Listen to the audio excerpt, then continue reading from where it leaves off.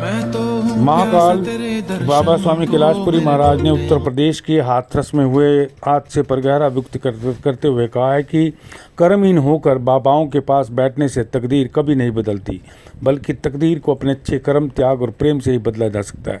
नमस्कार, मैं हूं हरीश चावला और आप देख रहे हैं 7/11 न्यूज़ और अमर मंथन खबर। इस समय हम तस्वीरें दिखा रहे हैं आपको। ये महाकाल बाबा स्वामी कैलाशपुरी जी महाराज हैं, जो एक बार बोल देते हैं वो वचन कभी टलता नहीं है।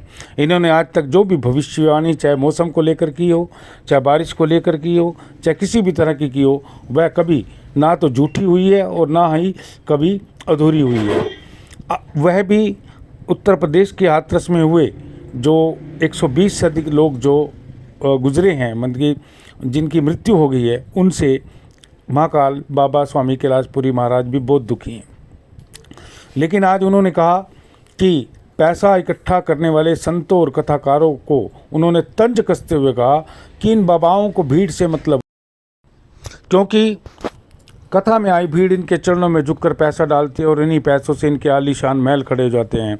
स्वामी कैलाशपुरी जी ने कहा कि उत्तर प्रदेश के मुख्यमंत्री योगी आदित्यनाथ से गुजारिश की, ऐसा अनैतिक और प्रोपगंडा करने वाले बाबाओं को कड़ी से कड़ी सजा मिलनी चाहिए। स्वामी कैलाशपुरी महाराज ने लोगों को भी नसीहत देते हुए कहा कि वह भी लोगों के बीच जाकर श्री सनातन धर्म का प्रचार करते हैं। वह देश के कई राज्यों में प्रचार कर चुके हैं, मगर आज तक उन्होंने किसी से 1 रुपया भी नहीं लिया। उन्होंने लोगों से कहा कि आप घर में बैठकर भगवान की पूजा करें, घर में प्रेम प्यार से रहें, अपने जीवन में अच्छे कर्म करें, यही आपकी सबसे बड़ी पूजा है। यदि आप भगवान का आशीर्वाद सच में लेना चाहते हैं तो दीन दुखियों की मदद करें, क्योंकि गरीबों में भी भगवान बसते हैं। आपको इसका फल अवश्य मिलेगा। उन्होंने कहा कि धर्म करने से भगवान से मांगना पड़ता है, लेकिन कर्म करने से भगवान को देना पड़ता है। इन्हीं 2 लाइनों में जीवन का सार छुपा हुआ है। उन्होंने लोगों को भी नसीहत देते हुए यह भी कहा कि आपके धार्मिक कर्म ही आपको अगले जीवन में लाभ पहुँचाएंगे और बुरे कर्म शमशान घाट के गेट के बाहर ही रह जाएंगे। उन्होंने कहा कि हैरानी की बात है, कुछ बाबाओं और संतों ने धर्म को व्यापार बना दिया है, जबकि धर्मों का प्रचार निःशुल्क होना चाहिए। हम सब को सनातन धर्म की रक्षा के लिए कार्य करना है, ना कि सनातन धर्म की व्याख्या को खत्म करना है। उन्होंने कहा कि हाथरस में जो परिवार उजड़े हैं उनकी भरपाई इस बाबा के खजाने से होनी चाहिए, ना कि सरकार के खजाने से, क्योंकि सरकार के खजाने में आया धन पैसा लोगों का है। उन्होंने कहा कि तथाकथित संत और बाबा लोगों को मोह माया छोड़ने की नसीहत देते हैं, लेकिन स्वयं मोह माया के जाल में फंसे यह संत लाखों करोड़ों रुपए इकट्ठा कर जाते हैं। उन्होंने कहा कि भीड़ लगाकर रुपया इकट्ठा करने वाले कभी संत नहीं कहलाते। अब भी समय है तथाकथित बाबा और संत सुधर जाएं, वरना इनको आशाराम बापू से नसीहत ले लेनी चाहिए। उन्होंने कहा कि यदि यह लोगों के इतने हितैषी होते थे, गरीब लोगों के बच्चों को शिक्षा दिलाते, उन्हें चिकित्सा मुहैया कराते और उनके मकान बनवाते। उन्होंने मोदी सरकार से मांग की कि निकट भविष्य में इस तरह का कोई हादसा घटित ना हो, इसके लिए कठोर नियम लागू केंद्र को करने चाहिए। सुनिए अब आप स्वामी कैलाशपुरी जी महाराज जी लोगों को क्या नसीहत दे रहे हैं, क्या बोल रहे हैं। आपको यह खबर कैसी लगी, इस पर अपनी राय शुमारी जरूर दीजिए। कमेंट बॉक्स पर जाकर अपने विचार छोड़िए। खबर को लाइक करने के साथ शेयर कीजिए। देखिए 7/11 न्यूज़ और अमर मंथन खबर की यह सीधी रिपोर्ट। आज जो हादसा हुआ है, पहली बात, इस हादसा का मैं बहुत घोर निंदा करता हूं और दोबारा ऐसा हादसा न हो इसकी अपेक्षा करता हूं। जो आज हादसा हुआ है, जिन जिन घरों की चिराग डूब गए, जिन जिन घरों की पत्नियां बेवा हो गई, कितने लोग, कितने बच्चे मारे गए, उनका दीपक ही बुझ गया। ऐसा कार्य क्यों हो रहा है? यह अनैतिक कार्य को देख करके प्रशासन को, शासन को और खुद कथाकार को जब तक पूर्ण तरह से प्रोटोकॉल ना आ जाए तब तक कथा स्वीकार नहीं करना चाहिए। परंतु उनको क्या पता है कि कथाकार दिल्ली से भी आएंगे, हरियाणा से भी आएंगे, पंजाब से भी आएंगे, क्योंकि बुलाया जाता है। वो ऐसे नहीं आते हैं। हमारा कथा वहाँ है, वहाँ आना, तो गुरु जी की बात कौन टाल सकता है? कौन टाल सकता है कि मैं न आऊं? बहुत कुछ सीखने की जरूरत है। ये छोटी हादसा नहीं है, बहुत बड़ा हादसा है। इस हादसा के लिए जिम्मेदार जो हो उसको कड़ी से कड़ी सजा होनी चाहिए और जिनके घर के लोग गए हैं उनको अच्छी तरह से इन अरबों खरबोपति बाबाओं के घर से मुआवजा दिलाना चाहिए गवर्नमेंट को। गवर्नमेंट अपना खजाना न खोलते हुए ऐसे बाबाओं का खजाना खोले जो अरबों खरबों पे बैठे हुए हैं। अरबों खरबों के ऊपर आज कथा कह रहे हैं, चल रहे हैं, और उनका जो विश्वास है, जनता मरता क्या न करता, उसी तरीके से लोग हैं कि बाबा के पास चलेंगे तो हमारा कुछ दुख हरण हो जाएगा। अभी ये दुख हरण हुआ है, देखिए कैसा हरण हुआ है, किस तरह से उनके परिवार पे आज उनके ऊपर बीत रहा है। इसका व्याख्यान करना बहुत कठिन है, बहुत कठिन है, बहुत कठिन है। मैं चाहता हूं कि इस पर कड़ी कार्रवाई हो और कोई भी बाबा जो बहुत बड़े भीड़ वाले बाबा हैं तो बहुत बड़े पैसे लेकर ही आते हैं, आपको बोलेंगे माया मोह छोड़ दो, अब खुद ही उतने माया को बटोर के आते हैं, आपको उपदेश देते हैं। गंगा जल ही नहीं है। जो कथाकार माया मोह छोड़ने की बात करता हो तो निःशुल्क कथा कहने की बात किया करे, जो जनता दे दे उसको स्वीकार किया करे। उनको बुलाने के लिए लाखों करोड़ों की बातें होती हैं। ये क्या हमारे धर्म के ठेकेदार बनेंगे? क्या हमारा धर्म रखेंगे? ये सब तो धर्म को नाम पे व्यवसाय करने वाले लोग हैं। चलो आओ कथा करो, निःशुल्क करो। धर्म का प्रचार कर रहे हो ना, तो निःशुल्क करो। कहीं जाओ, कहीं यज्ञ में जाओ, निःशुल्क जाओ। जैसे मैं जाता हूँ, निःशुल्क जाता हूँ। कभी किसी से पैसे लेकर नहीं आते हैं, पैसे लेकर नहीं जाते हैं।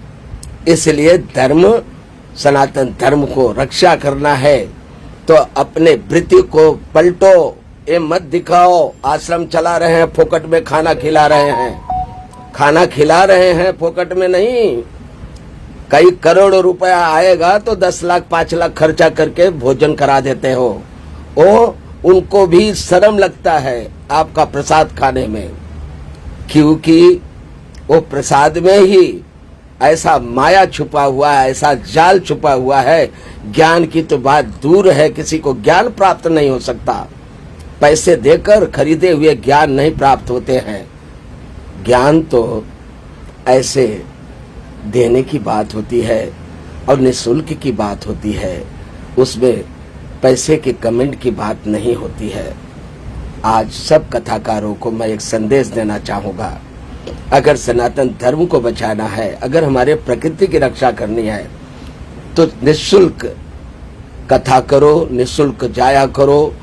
और जो पैसे मिलते हैं उस पे गरीबों के लिए, गरीबों को बच्चे पढ़ नहीं सकते, गरीबों की कन्याओं की शादी नहीं हो सकती, आपने कहे बहुत सारे मंदिर खंडर हो गए हैं, इनके ऊपर खर्च करो। हम तो कोई देने वाला नहीं है, हमने तो आज तक पैसे ही नहीं लिए महाकाल भैरव अखाड़े में। अगर जिस दिन पैसे आएंगे मेरे अकाउंट में तो मैं बता दूंगा कि एनजीओ कैसा काम करना चाहिए। 10 लोगों को खिला करके, लोगों को दिखा करके और इनकम टैक्स की चोरी करके और करोड़ों अरबों जमा करने वाले धंधे वाले लोग अभी इस धंधे को बंद करें, सच्चा प्रचार करें, सच्चा प्रसार करें। अभी हमारा समय ऐसा हो गया है कि लोगों को उपदेश तो देते हैं, खुद कितने गंदगियों से भरे होते हैं उसका कोई को पता नहीं होता है। आसाराम बापू भी ऐसे ही।